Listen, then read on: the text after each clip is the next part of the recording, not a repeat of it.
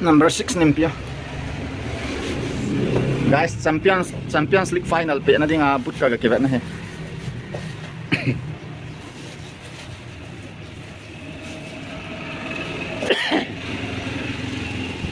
Ay cha.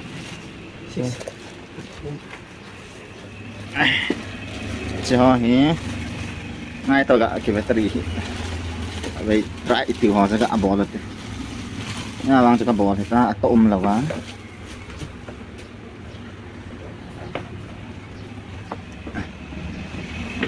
Ngồi rất giàu nó bang hỏi bếp sâu thầu rồi. Chả tôm lầu lại thì là. To giàu lầu lại. To không giàu lắm cái tị mày thì.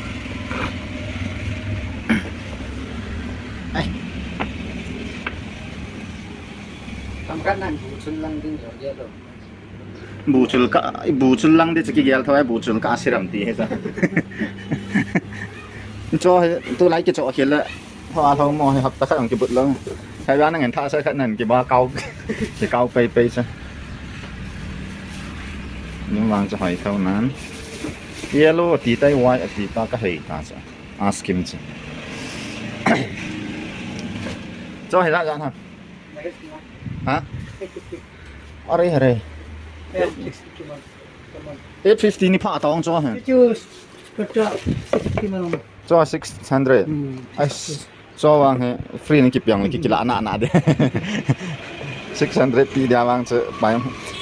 Ít ta cùng ni ka gal 2023 ana. Gal ke pat masang sana 10 gram la 600 na kila. 600 mà. Ta i dekat na so. Kum sia ya na kali ti yang ai ka jinai lo so. Hilman kai kalbai de sa.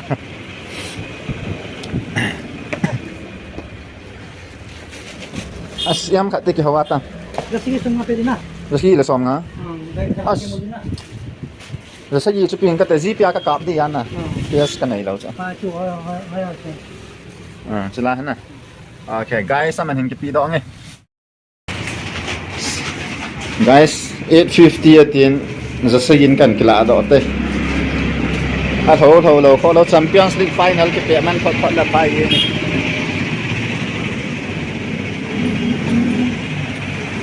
Brightness hồi đàn. Nasabat yang guys, ini kalau teh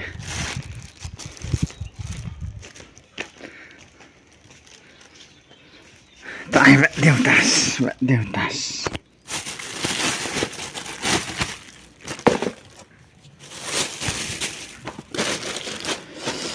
Bila tahi mình la có gà xoắn để cầu hiến cái chính cái tình do là con thuần phát để vận điều he.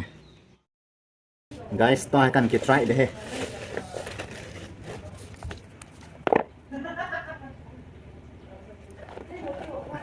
Ta chỉ cố khả năng nhìn cái gà thái.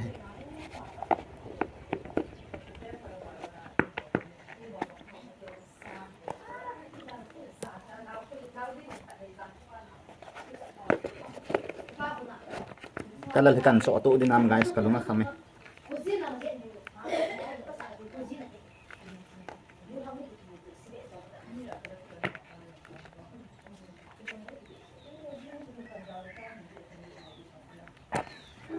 Này xí he na.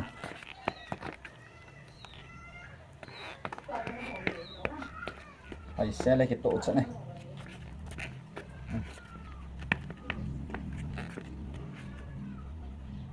Xe lên.